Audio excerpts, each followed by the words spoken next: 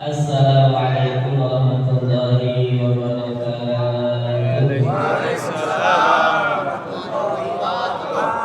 Alhamdulillahilladzi faddalana ala katsirin min ibadihi mu'minin. Allahumma shalli ala nabiyyina hasyimi Muhammad wa ala alihi wasallim taslima. Ilahi anta rasuli ridha wa bi'atini wa habbataka wa ma'rifataka wa atini ma'aka abada. Amma ba'du ila hadrati sultanil awliya wa qudwatil asfiya wa rabbani wa qawsi samadani sayyid syekh Muhammad Abdullah Sayyidul Rasul sallallahu alaihi Al-Fatihah.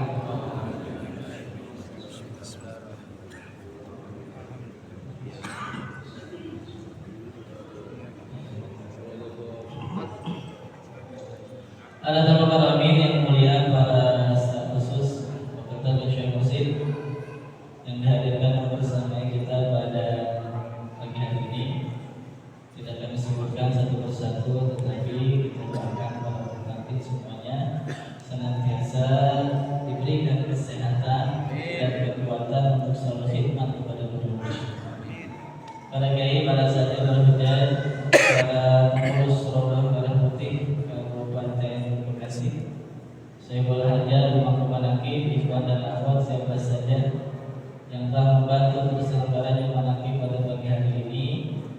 Kita sangat berterima kasih dengan mendoakan semoga segala hajat-hajatnya dikabul oleh Allah. Amin. Syukur alhamdulillah kita semua pagi hari ini saat ini berkumpul di sini semuanya adalah sebab berkah ditatap oleh guru mursyid. Alhamdulillah. Mungkin tidak semua kita pernah melihat guru, tapi semua murid pasti sudah ditatap oleh guru. Maka kita sangat bersyukur dengan melangkahkan kaki kemana saja majelis manaqib. Langkah kaki kita adalah bukti bakti tanda cinta kita kepada guru, kepada ajaran.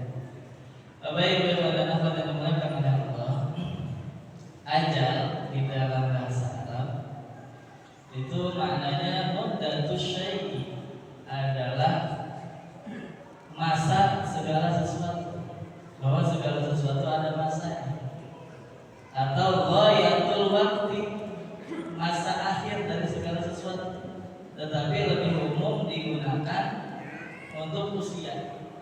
Jadi akhir usia disebut kematian. Padahal segala sesuatu di alam dunia ini ada akhirnya, ada ajalnya. Semuanya punya ajal. Misalkan binauzubillah, hubungan antara suami dan istri pasti ada ajalnya. Entah masih hidup keduanya atau sudah mati antara salah satu. Dan soal waktu di dalam bahasa Arab itu ada banyak ungkapan. Tadi ajal adalah masa akhir sesuatu. Kita punya handphone rusak, sudah tidak bisa dipakai, berarti sudah sampai ajalnya. Dan seterusnya. Ada lagi bahasa lain, waktu. Ini secara umum saja, ringkas saja. Waktu itu adalah ungkapan dalam bahasa Arab yang menunjukkan di mana diawali suatu pekerjaan dan diakhiri suatu pekerjaan. Contoh, jadi ada awal ada akhir waktu itu.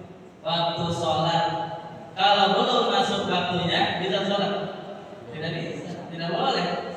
Walaupun soleh-solehnya orang di dunia, kalau belum ada, belum masuk waktu, belum boleh, tidak bisa. Atau terlewat waktunya, sama juga tidak bisa. Korot namanya, itu namanya waktu. Maka perhatikanlah waktu, perhatikan aja. Ketahuilah setiap segala sesuatu ada ajalnya. Kalau sedang nikmat, jangan lupa kenikmatan itu ada ajalnya. Sombong. Kalau sedang sedih, sedang sulit, sedang pusing, ketahuilah segala kesulitan itu ada ajalnya. La husnun yadumu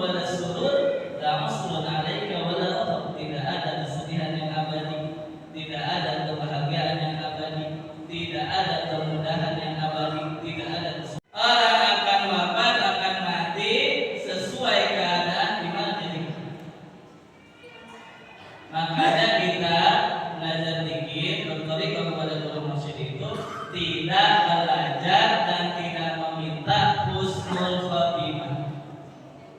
Belajar kepada Abah Awos, kita tidak belajar dan tidak meminta husnul khotimah, tapi kita dididik untuk husnul bidayah. Kita tidak minta ya Allah semoga akhir hayat bersama la ilaha illallah. Kita dididik semenjak hidup dari saat ini senantiasa bersama la ilaha illallah. Hidupnya saja bersama la ilaha illallah. Kalau orang akhir hayat ingin bersama la ilaha illallah, semasa hidupnya tidak mau, bahkan benci dengan la ilaha illallah, mustahil. Mimpi mengharapkan sesuatu yang tidak mungkin. Maka istilah bangsa di dia di mana saja. Dia apapun pekerjaan kita senantiasa bekerja, mengurus dunia, berdagang, mengurus anak, mengurus suami, mengurus istri, sedang senang, sedang susah sendiri bersama orang lain. Dia ayeuna kapan saja kita senantiasa bersama la ilaha illallah.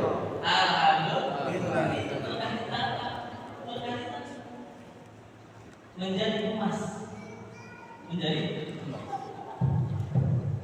di antara nama Nabi itu di dalam salawat, anta syamsun, anta badrun, anta nurul wa nur, anta iksir, anta iksir. Iksir, kalau bahasa Inggrisnya eliksir. Apa eliksir itu? Cairan zat kimia yang kalau diteteskan tanah bisa berubah jadi emas. Dulu sebelum ketemu Nabi, bagaimana jahiliyahnya para sahabat? Nggak kenal Allah, nggak kenal adab.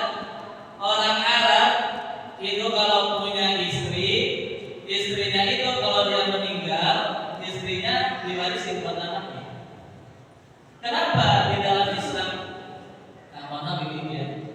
Ada perintah wanjihu matobalakum minan nisa'i masna wa sulasa. Nikahin satu, dua, sini pas. Kenapa? Karena orang Arab itu tidak ada batasan dalam menikah. Jangan untuk membatasi orang Arab. Tapi setelah bertemu Nabi, bagaimana mulianya terus? Istilah guru agung kita ini sampah, tidak akan sampai kemana-mana kalau tidak naikkan itu. Sebelum ketemu emosi, sampah. Sholat, badannya saja sholat, pikirannya, hatinya sampah semua. Tapi setelah kita mengguru mursyid, istilah bangsa, meskipun di dalam WC, tetapi di dalam hatinya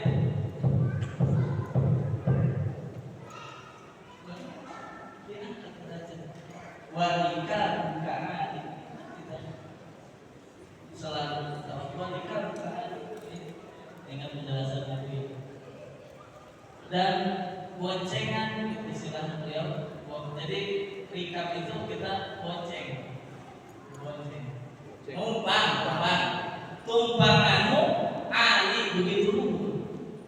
Kita bukan hanya diajarkan ibadah syariat, bukan hanya diajarkan diangkat derajat, bukan hanya diajarkan ibadah lagi, beribadah. Tumpangan begitu, ibarat naik lift, bukan lantai 10 lantai 20. Kita terhitung lantai. Naik begitu tinggi, alhamdulillah. Tapi kan kita tidak tahu murid itu tidak tahu, bodoh murid itu. Seperti sahabat kaji, sudah kamu jangan cari kehebatanmu, sudah tidak lain. Saya kasih tahu ke sahabat kaji, setelah bertemu Syahrul Qadir, derajatmu sudah sudah diangkat, sudah menjadi baik. Diangkat derajat. Tapi yang namanya murid, kalau dikasih tahu gurunya, baca kitab sih, angel.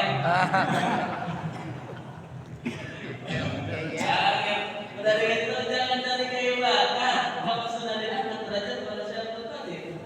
Jadi saya kayu bakar. Tapi dulu dia kasih saya dulu. Apa ketika pamer saya berani pamer saya demi kita percaya saja. Itu dahulu waktu besok kemarin adalah hari ini. Besok itu bagaimana? Man asyraqat bidayatu asyraqat nihayatu. Siapa yang baik awalnya maka pasti baik akhirnya.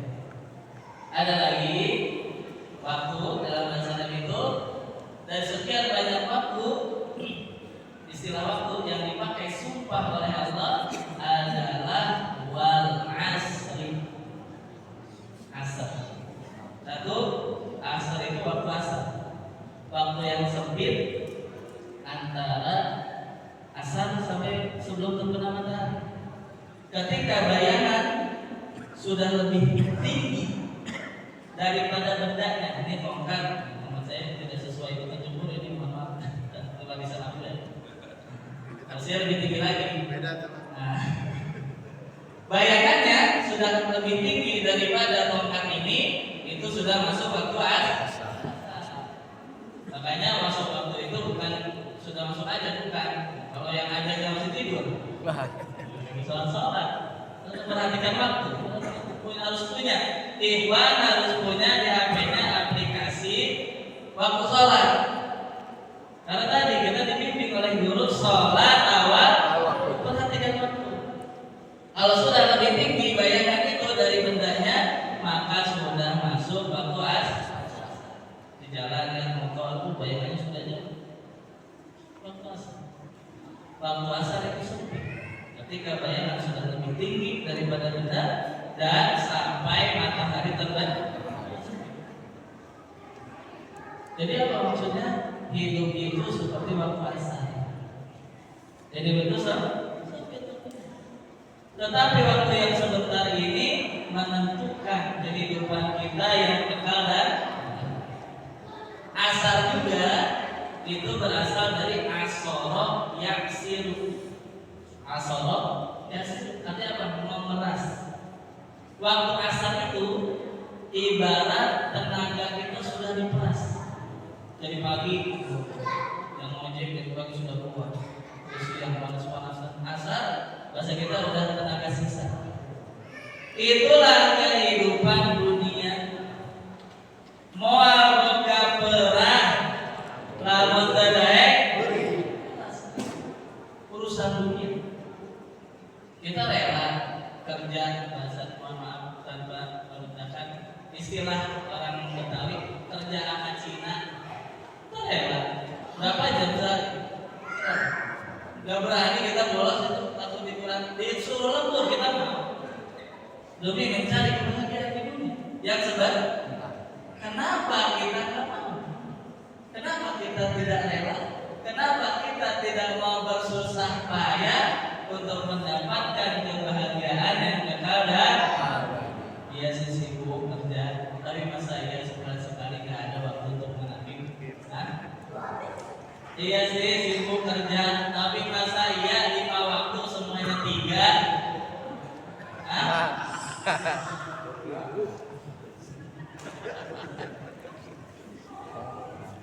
Katanya Al-Ghazali al-futur an-tola bis-sa'adah hamaqah. Berhenti, tidak ada semangat mencari kebahagiaan yang kekal dan abadi. Tidak, bukan kebahagiaan hidupnya. Hamaqah adalah ciri kebodohan. Nah, kita kerja sama orang, masa kerja sama orang? Dikir itu kerja, otak kita kan otak materi, materi bisnis. Apa tadi? Semua ada waktu-waktunya, ada tanggalnya 1, 2. Teruskan pikirmu, walaupun masih banyak pikiran, duit dan lain sebagainya. Jangan ada waktunya. Kalau sudah waktunya matang, semua ada waktunya. Kalau belum datang waktunya, sekolong langit membantu kita, belum waktunya. Tapi kalau sudah waktunya, walaupun sekolong langit menghalangi, tidak bisa. Orang ada talking orang, kalau belum waktunya diceramahin 7 hari 7 malam, belum waktunya. Aduh, kayak saya pusing gitu, aduh, ngajak teman udah kasih dalil. Tapi kalau sudah waktunya, walaupun dihalangi satu kampung, sekolong langit menghalanginya, urusan dunia seperti itu, urusan akhirat juga seperti itu. Kalau sudah dikasih manisnya dikit, kalau sudah waktunya tidak ada yang salah. Kalau sudah waktunya tidak ada yang salah. Tapi kan kerjakan segala sesuatu sampai datang. Jangan diinggul, sabar. Ikuti saja bimbingan dari guru. Allah pakai asal. Siapa dari Al-Ghazali, siapa yang tidak mau mencari kebahagiaan itu pada abadi, ciri kebodohan. Zikir itu kita kerja kepada Allah. Sebagaimana istilah Buya, kalau kita kerja lembur, hasilnya gajinya sama atau tidak? Beda. Orang yang zikirnya banyak, tariqah kita ukurannya i'lam anna tariqah syaihina tariqah dzikri faqat. Nah, baik, tariqah kita ini tariqah zikir. Karena zikir itu bisa diamalkan oleh siapa saja. Kalau tariqah ilmu yang bisa hanya santri sama kiai saja, kasihan hanya dibagian. Tapi tariqah zikir yang tua bisa, yang muda bisa, pria bisa, wanita bisa.